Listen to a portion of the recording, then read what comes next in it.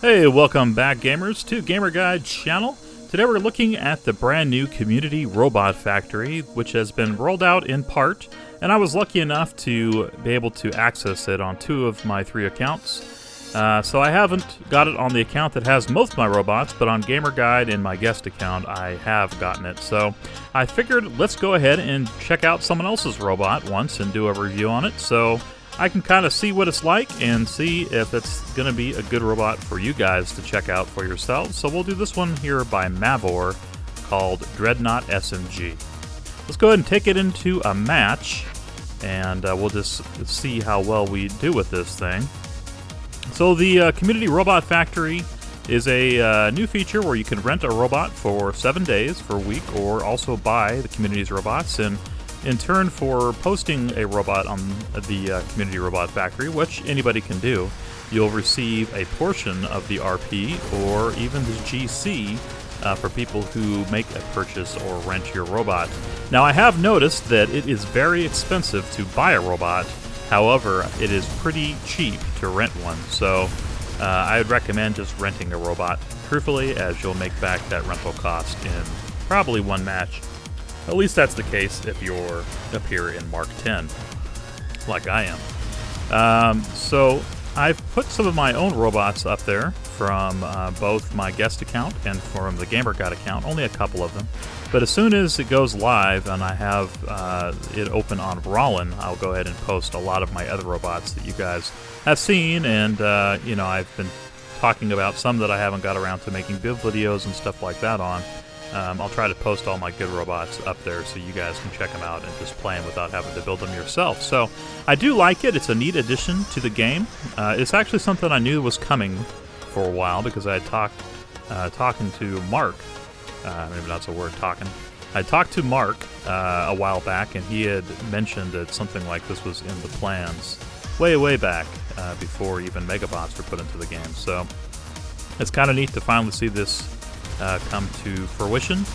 And so anyway, one thing I'm going to be doing on this channel is this sort of thing now, off and on, Roboshop review, where I find robots that I think potentially have merit to be great robots and something worth renting, and just checking it out to make sure it's not a flop, and if it is, then you don't have to waste those RP on it. And then I'm also still going to be doing some build videos, as like I said, it is very expensive to buy a robot, and some of you may not want to just rent everything. You might want to save your RP, or your GC rather, or your actual cash.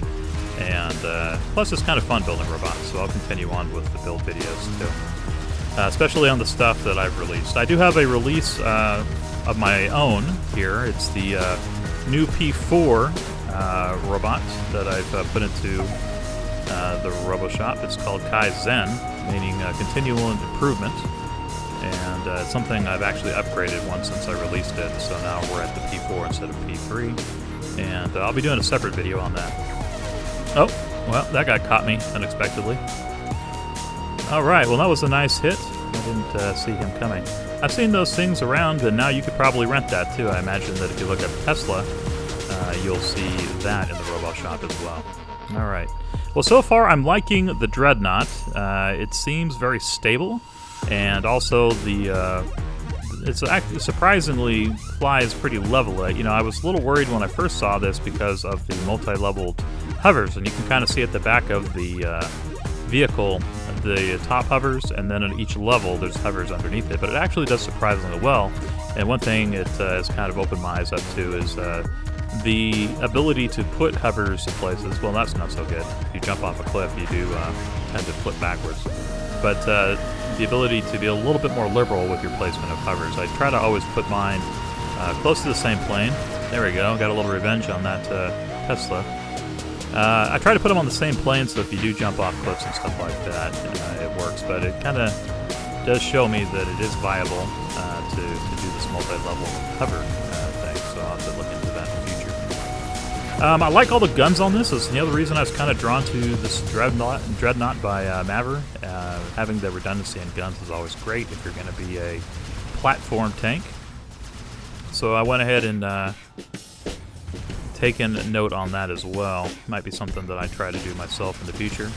But I think this guy did a really great job as far as the design. I think this is a super cool looking robot, and that's actually the thing that kind of drew me to it at first. I was like, oh wow, this is really a neat looking robot, and then also functional too, with it being primarily blocks and then having all the guns on it. I knew that we were after something. Let's see if we can get back. I'll be impressed if I can get back to base here with my little pile of blocks that are left from being just mangled by those plasmas. It does seem to hold up pretty well against plasma shots.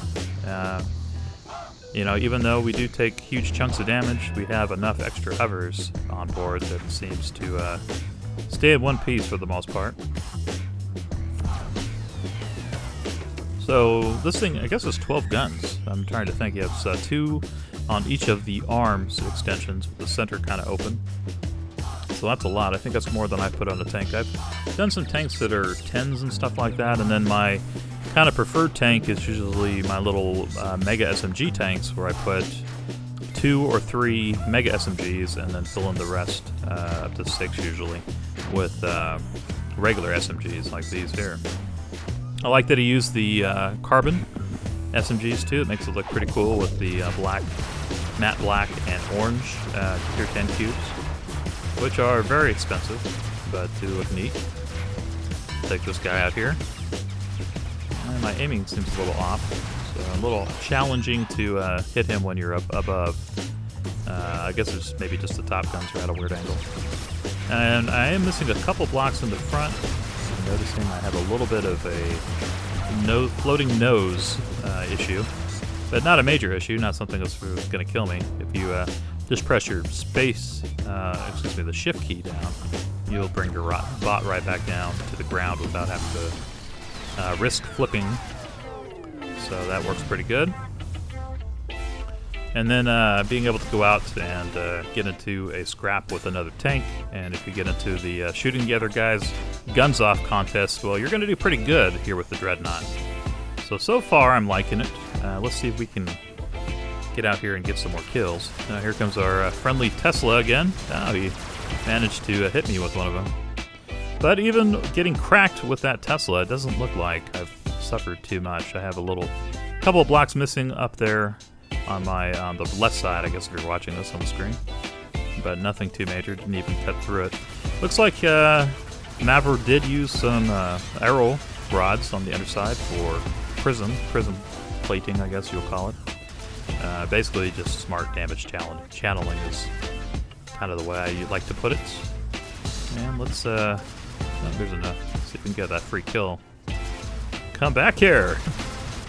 You don't need to go anywhere. Let's see if we can just target in on your thrusters. We knock some of them out. Oh, it's that guy again. He's a sneaky dude. That was almost 2 times I've died to that Tesla guy. I need a pair of rear view mirrors on this thing. It's very easy to get surprised if you're not watching around. One thing that would be nice, I guess, would be a good radar. If we could get a radar on this, that would be helpful and kind of see around. Of course, I think, like many other players, that radars and radar jammers are a little overrated for the CPU you spend on them. Am I going to flip upside down right in front of the shield? There we go. That's funny. Like, I get all the way there, no problem, but 1 inch away from the shield, I am foiled by the laws of slow turnability. I don't know. Some weird property of physics that stops you right before you get to your goal. But anyway, we got through that. And let's see. We heal up pretty quick. I mean, we're all blocks, so that's a good thing too. And he also used those cool carbon thrusters on the bottom, so I'm liking those. Those are only available through getting some GC. So pretty neat when I see those. They didn't really ever have a contest for these mini SMG or for the thruster, but I think they should have some contests sometimes to allow people to get these parts without spending money. Now, with the change, though, in the Roboshop, if you sell enough robots, you will be earning GC, and you can very well buy these carbon thrusters or carbon guns just by making robots and having other people buy them. So, yeah. I'm gonna have to do that. As of right at this moment, I have my what I say T3 Gremlin. You guys know I mean Mark III, but it's just historical, so I left the T3 in the name. That is in the Roboshop, and I think I've rented it out already 28 times, and I even sold one. So that's kind of cool. Thank you guys. I don't know if it's one of you guys that had bought the Gremlin, but I appreciate that. I also had the P3 Kaizen, and that actually had some turning issues and stuff. I played it a couple times after I put it in the shop and realized I needed to upgrade it, so I went ahead and did that. Now it's the P4 Kaizen, which you can get in the Roboshop at the time of this video. When I've added some things to it, I've added a radar jammer, even though I just got done saying they're overrated. They are nice to have, especially the radar jammer if you're trying to be sneaky, and the rail gunners or whoever you're trying to sneak up on actually do watch the radar. So I did that, and I added a couple other things too. Made it fly better in general. That's one of the things I noticed, is that it kind of had a tendency to ascend, you know, by itself when you're trying to go forward, and now I got it so it flies level and has a little better armor. And also has an extra plasma cannon and whatnot, so it's a great little plane. And anyway, enough about that. Let's finish up this game here. See if we can't just peel off the rest of these crystals here from the access points. And let's see if we can get another kill or two here while we're at it as well. These guys are getting pretty wrecked. And I'm not sure that all of these guys on the other team were actually tier 10. Looks like we have a tier 7 guy right here on ours. And let's see, last crystal? Yep.